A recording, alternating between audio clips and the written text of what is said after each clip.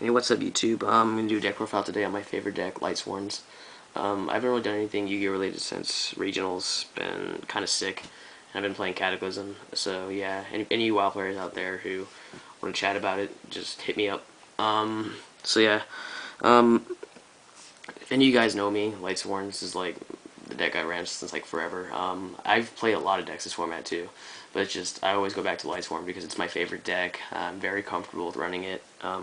It's not as autopilot as everyone thinks it is. There's still a lot of thought that goes into when you mill your stuff, how you do it, and a lot of it goes to the deck building because unlike most decks out there, Lightsworns isn't just put this 10,000 staples. Like, you have to think about the quantities with every single thing because you want to optimize your milling and reduce dead draws while still being aggressive, which is hard for Lightsworns because of what the list did to it in March. So yeah, gonna go through the deck quickly because my video has been taking a while. So yeah, just gonna go through it and I'll probably talk about my choices at the end. So yeah, start with 3 Celestia, 3 Wolf, 2 Arcus, 2 Honest, 2 JDs, 2 Lilas, 2 Raikos, the Trooper, the Veiler, the Aaron, the Garoth, the Glow Bulb. I love this thing. Helps the deck a lot. The Jane, Lumina, Gardna, and the all-important Plague. So that's the monsters. Spells. 3 Book of Moon. Again, I'll talk about a couple of my choices at the end. 3 Recharge. 2 Reincarnation. Cold Wave. Charge. Hole. Foolish. Trunade. Reborn. Avarice. And Traps. 3 Decree.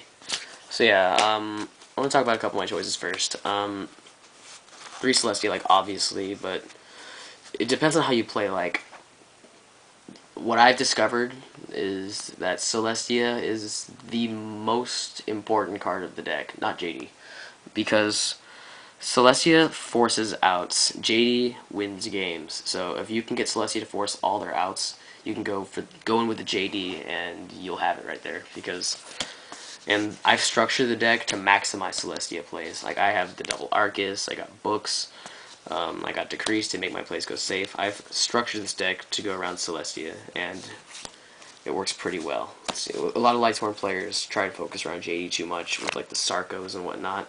Like, I find Sarko too slow, so you don't count on Sarko to get you what you need when plants will just swarm your ass and not much you can do, or you play against like GBs and they'll just establish control and what you added to your hand is just kind of dead, and like, it's just too slow. Like, at the very beginning of a format I like Sarko, but as it progresses I think it gets kind of bad. I was playing with pots of dualities earlier and like, they're good, don't get me wrong, like, I've been going back and forth with them, but like, I find it gives away too much information of what's in your deck because Lightsworns, like, what makes Lightsworns, I think, still viable and good is that your opponent just doesn't know what you're trying to do. Because, like, you can have the JD in hand, you can be bluffing the Honest. They might think you're setting it for JD, you might just be going for the Celestia play. I think it gives out too much information and it limits your deck, like, too much because in order for Lightsworn to stay good, like, you got to capitalize and make the most of your turns. Which Pot just like says, okay, your next turn will be all right because you might grab that recharge. You might not even be there. So, like, right now I'm playing without him and I'm liking it. So, yeah. Another choice that I did that most people don't do, are the few that still play Lightsworn, is Arcus. With 2 because Arcus is just like, it's just a bitch. Like, it's so hard to run over with 1800 defense, and you can't book it, you can't depriz it.